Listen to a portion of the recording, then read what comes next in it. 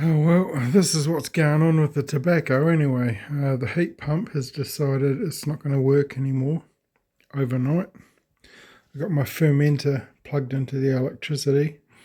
It'd be good if I actually had the heat in the room. I've just lit the fire.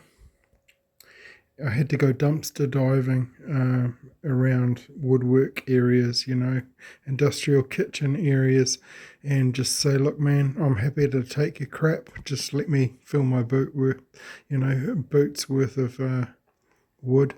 So I managed to get about 2 days worth of wood just from dumpster diving for old, laminated kitchen parts and stuff. And that is to keep the heat up so that I don't lose these babies here, because they do not care about you and they don't care if your house isn't warm. They're going to change whether you like it or not. So you either follow the rules and get the heat and the humidity up, and don't put them near the light because it'll set green, like these ones here,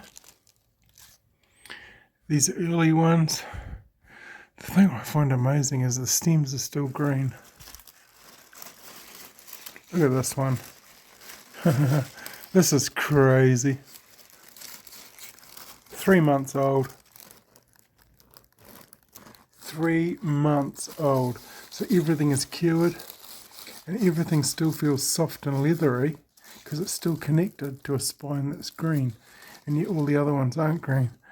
So yeah, I'm scrounging for wood. I'm not going to lose this because it's taken too much work to grow it.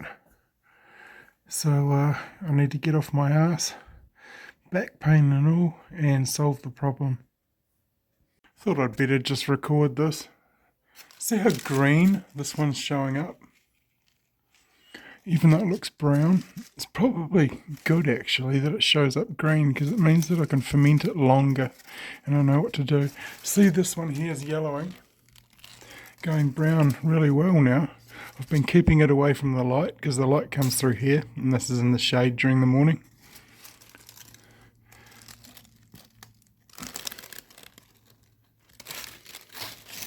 So you can see it's, even though they were quite green yesterday, see like this, they're changing really well.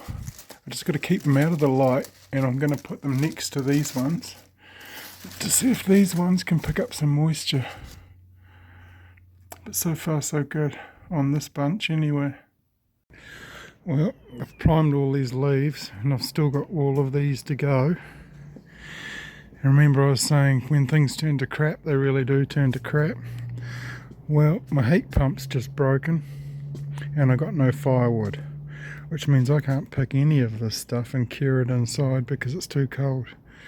Things are turning yellow.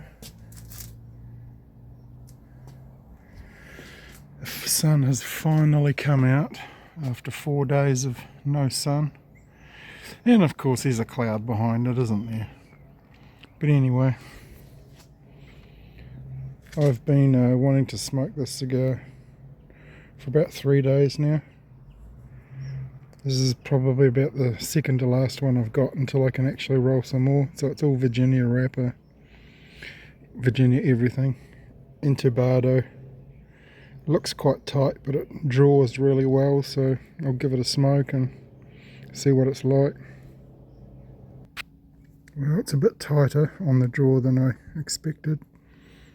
Might loosen up a bit, I don't know. I seem to have to do quite a bit of sucking to actually get it to stay, lit or glowing. So we'll just see what happens, I suppose.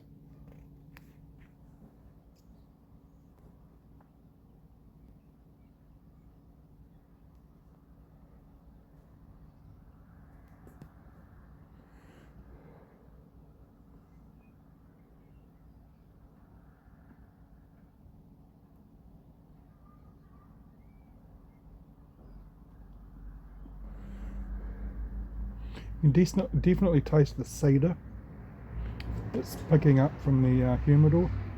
There's definitely a spicy cedar smell to this. It's smooth, it's not very peppery.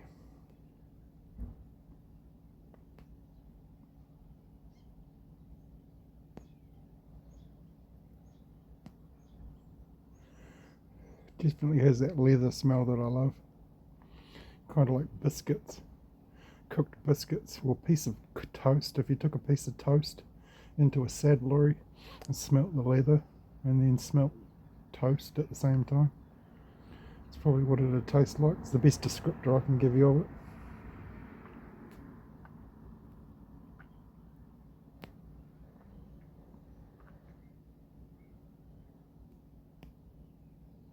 So the draw's too tight for me.